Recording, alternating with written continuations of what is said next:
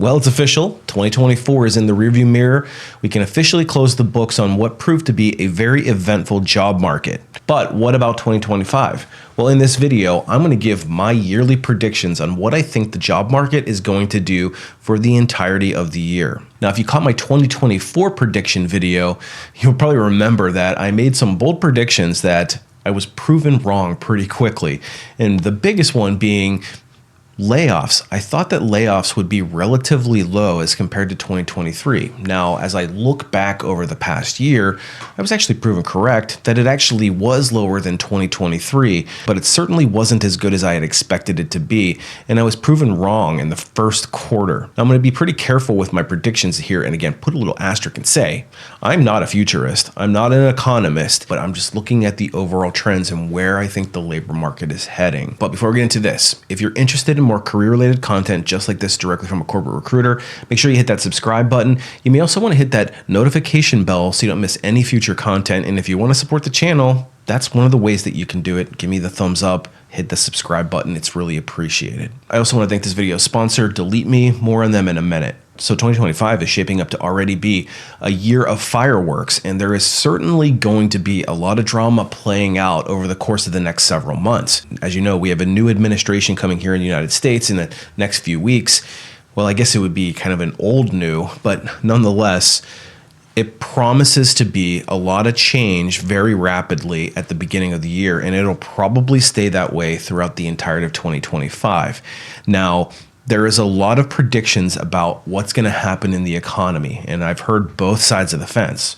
My financial planners at a major bank seem to think that there's going to be a lot less regulation, and that will stimulate the economy. Employers will start to invest in their infrastructure, and things will go gangbusters. But there's the contrarian view where you look at all the economic indicators, and let's face it, we've spent a lot of money that we don't have. Inflation has gone through the roof, and the stock market is at all-time highs, and we're way overdue for a major correction. So what does that mean for the job market? Well, obviously, it's going to be tied very closely to the economy, and in particular, what they're going to do with interest rates. So pay close attention to what happens with the interest rates over the next 6 to 8 months, because that will probably indicate where the overall market's going to be heading. If they lower the interest rates, there is a high likelihood that employers will use that as an opportunity to invest in the infrastructure of their businesses. In other words, there's likely to be some job growth. But if the interest rates keep going up to keep inflation down, we are likely looking at a powder keg of a situation, and it could get pretty ugly in the economy, and by extension, could get pretty ugly in the job market. So to that end, my prediction is that layoffs will remain relatively stagnant as compared to 2024. I don't think we're going to see a massive increase, but unfortunately, I don't think we're going to see much of a decrease, because there are still a lot of layoffs that were announced in 2024 that actually won't be taking place until 2025. And then there are some things going on in the economy that are not so great. For example, companies like Ford have overestimated the demand for electric vehicles and are now scaling back on production. And with the runaway inflation over the last several years, who can afford one of them anyway? There's also been a big push for investment into AI and related technologies. Now we're going to talk a little bit more about that later on in this video, but nonetheless, that is going to play a big role in how the economy is shaping up, how the job market is going to be shaping up, and how employers are going to be looking at how they fill jobs. Now let's talk AI for a second. Unless you've been living under a rock, you've probably heard of the impact of AI in just about every industry, and I'm sure you can look around and see how it is potentially impacting the industry, the job type that you're in. But the common trend here is that the AI that has mostly been implemented to date has been relatively surface level. In other words, it generally does one or two simple tasks. It's often going to be like summarizing of articles or content. It's not going to be overly complex. And so there's not a huge risk to the average employee based on how the technology has currently been implemented. However, companies like NVIDIA are aggressively investing in the next generation of AI tools, and it's called agentic AI. Now, if you've not heard of agentic AI, you're not alone. This is a relatively new technology that's being rolled out more aggressively, but basically it is taking AI to the next level, and it's becoming increasingly more complex. So multiple problem solving, and in some cases it's making independent decisions in order to provide higher levels of customer service or supply chain management. And certainly expect that it'll take software development to a new level where it could potentially be pretty disruptive. And I think that we need to look at where AI is heading tomorrow, not necessarily where it is today, to look for indicators of how it might impact our careers. And I think in 2025, we are going to see a big push for the second wave of AI. And this is potentially where it could become very disruptive. Now, notice I didn't necessarily say bad, but I think we have to be honest with ourselves that there will be some positions that will be affected by the next wave of AI, and we have to be prepared for it. So if you want to stay in front of this trend and protect your career, the best thing to do is to dive deeply into AI yourself and try to figure out how to become the expert at using AI in your current job type, because employers will demand that, and it's going to be an increasingly rare skill. It's a great way to differentiate yourself. So if you're sitting there struggling, trying to figure out how can I stand out from a very crowded audience, like I talk about all the time on this channel, this is a potential low-hanging fruit for you to get in front of and be on the first wave. And speaking of jobs, I think that the job market overall will still be relatively flat or potentially slightly declining over time. So there's going to be less high-quality positions. And unfortunately, there's a lot more people still looking for those jobs, and it's going to continue the trend that we saw in 2024. So what that means is there's going to be a lot more applicants than there are really good quality positions. You will have to do something to stand out from the crowd. And again, we're talking about differentiated skill set. This is a prime opportunity right here. So you have to take the necessary steps to be better than average and upskill while you can. So 2025 is going to be a year of upskilling. And this is the perfect opportunity to introduce this video sponsor, Deleteme, because when you're applying for all these positions, you've got a kind of a feeding frenzy. You're tending to apply to a lot of positions in order to get the phone to ring. It's kind of a numbers game. And the problem is, as you apply to more and more positions, these companies are collecting your data, and they will often use it to do reference checks, background checks, etc. So they actually inadvertently sell your information to data brokers. Now, fortunately, there's a service called Deleteme that helps you keep your data secure. So Deleteme will actually look for these instances and then take proactive measures to scrub your information for you. So they'll opt you out of these databases and remove your information. It runs 24 hours a day behind the scenes, so you don't have to worry about looking for it yourself. And so in order to get signed up, it's actually really easy. You have to fill out a little questionnaire, which you do actually have to give a little bit of personal information so that they know what it is that they're looking for. But then they will take that information, they'll go off and find where it's showing up in public directories, and then they'll scrub it for you. So makes it pretty seamless. So if you're interested in keeping your data secure, consider trying Deleteme. They've been gracious enough to offer a 20% off discount if you use the code LAYOFF at sign up, and I will leave a link in the comments below. Now, the next major trend that's happening in 2025, and I think this will be a continuation of, is the war on remote. Unfortunately, more and more companies are jumping in the fray. They're forcing their employees back into the office, or they're threatening your career potential, like Dell, who has threatened their employees by saying, if you don't come into the office, you can forget about ever being promoted. But unfortunately, more and more companies are requiring people into the office, and I think that this is going to be a bit of a powder keg. There are some really good employees who will not tolerate being forced back into the office. So inevitably, there has been a lot of headbutting here. Now, who's going to win? Ultimately, it depends on where the power sits. If you're in high demand, you have a little bit more power and say so.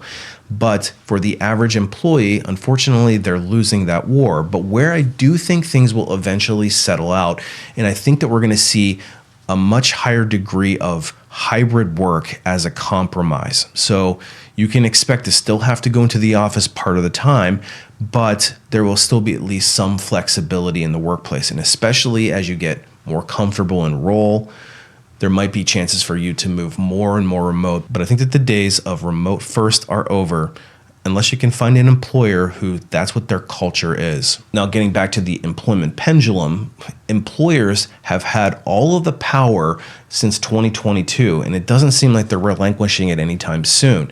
And again, they're forcing people back into the office, but they're also taking positions that used to be full-time, well-paying, benefits-eligible roles, and they've eliminated them over the course of the last 2 years and then switched them out for contract positions. These positions don't pay as well, they're not benefits eligible, and it's essentially the employer having 1 foot in and 1 foot out. It's a non-committal.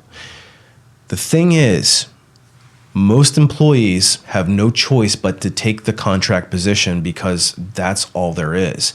But the very best employees will not tolerate contract positions where they're not benefits eligible, they're not bonus eligible, and there's no commitment from the employer. So I feel like there is going to be a bit of a backlash where I think employers have taken it a little too far, and they'll have to find an equilibrium there as well and start offering decent paying jobs that are on their payroll and on their benefits. Now, if you're somebody that's struggling to get back into the job market, maybe you're unemployed, you're not getting the phone to ring, you don't have a lot of power in the employment situation, it would behoove you to start trying to improve your candidacy, your profile, so that you can get a little bit more power in the arrangement, so that you can take advantage of some of the trends that I think are going to be coming down the pipeline.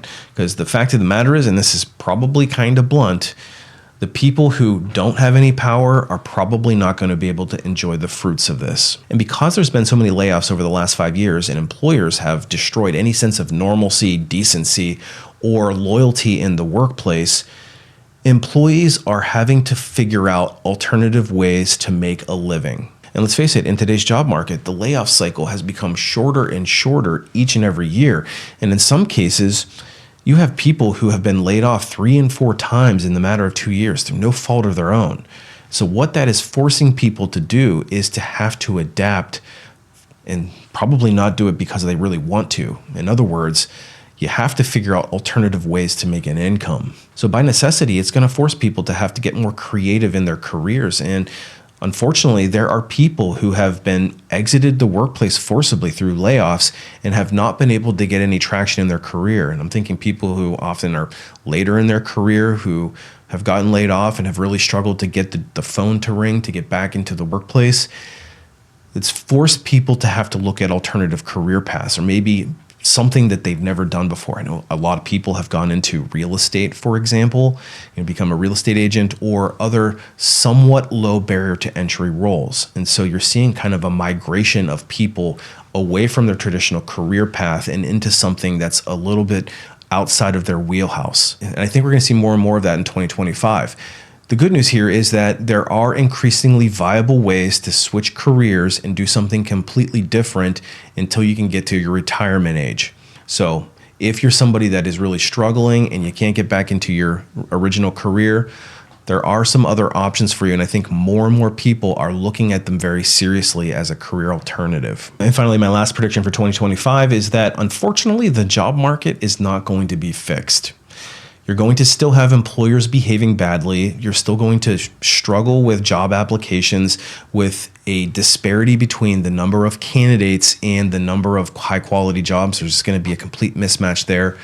And you're probably going to struggle with getting the phone to ring unless you're one of the top candidates or you really know how to market yourself really well. So things like targeted networking are going to become increasingly more important.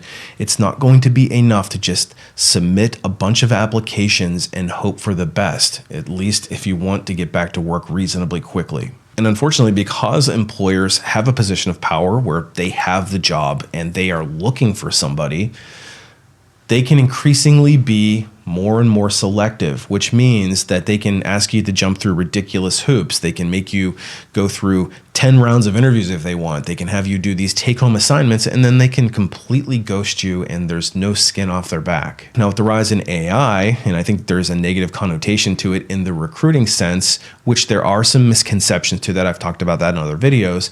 But the AI tools promise to hopefully reduce the number of redundancies and hopefully get back to people more timely and actually check out your resume without it ending up in a no pile automatically. So there is some potential positives to AI in the hiring process. It doesn't always have to be negative. And in talking to the applicant tracking system's company representatives, they do promise that there should be less ghosting going forward, although I think I'm not going to hold my breath on that one. So there's my predictions for 2025. We'll see how accurate I am here. And of course, I'd love to know what your predictions are. So leave a comment. Let me know what you think is going to be in store for us in 2025, especially with this new administration coming in. I feel like it's going to prove to be a very eventful year in the job market. Now, if you're somebody that's struggling in your job search and you really want to get traction on 2025 to get back to work as quickly as you can, it's actually something that I specialize in. I've got a website called lifeafterlayoff.com, which is loaded with tips and tricks, all from a recruiting insider's perspective. And I share my deepest and most intimate knowledge in the form of some training courses on how to write resumes, how to establish your career with a high degree of strategy, which is crucially important, especially in 2025 and beyond. There's interviewing skills, how to look for a job, how to negotiate offers, how to leverage LinkedIn to your advantage, how to skip those pesky recruiters altogether, how to approach networking. All these tools are available on my website. You can go and check it out at lifeafterlayoff.com. Anyway, I'm excited to see what 2025 really has in store for us. So if you're interested in this kind of content, make sure you follow along. As always, appreciate you watching. And again, I want to thank today's sponsor, Deleteme, and we'll see you on the next one.